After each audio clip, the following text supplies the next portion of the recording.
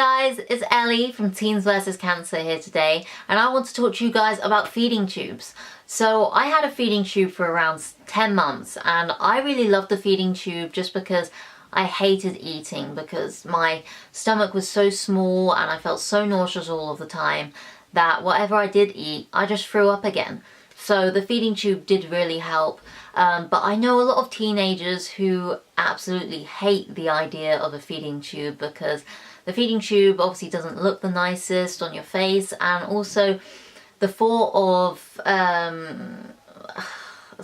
of you not having control over eating anymore is quite terrifying for a lot of teens.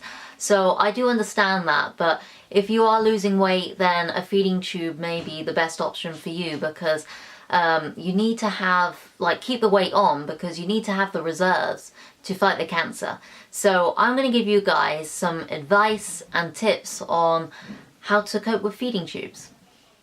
I'm going to talk to you guys a little bit about the procedure. So essentially your doctor or nurse will have the NG tube ready and they will feed it through your nose, and then it goes into your throat, down your throat or esophagus, and into your stomach. So this procedure only takes around 15 seconds. Obviously there's different nurses do it quickly, some do it slowly, so it really depends.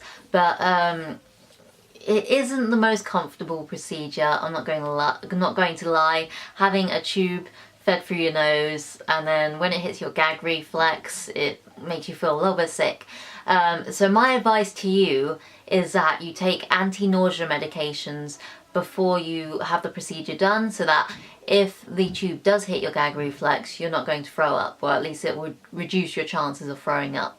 And I also recommend that you are really calm before you have the procedure done and during the procedure, because if you're tense and frightened, then it's going to take a long time for the feeding tube to be put down you. So it's really important that you stay calm, and I recommend basically just shutting your eyes, breathing slowly, and just concentrating on drinking icy cold water. So this, I think, is a really good tip, because drinking icy cold water not only helps the feeding tube go down easier, it also numbs your throat, because the cold keeps your throat numb, so that if you've got any sore spots from mouth sores and mucositis, then the feeding tube, it won't be as painful essentially. I'd also recommend maybe having some of that numbing throat spray, so that you can put it on your throat,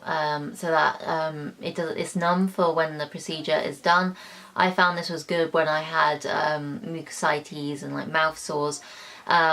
It meant that it wasn't as painful to put the feeding tube down.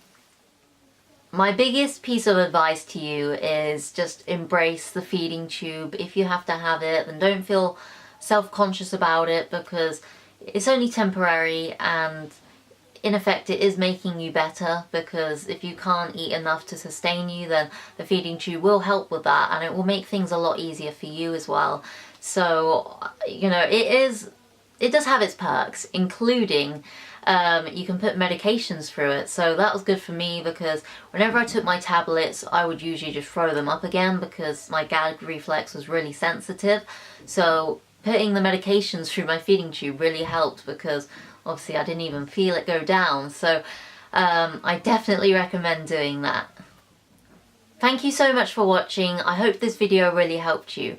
For more information and advice, go to the Teens vs Cancer website. The link is below.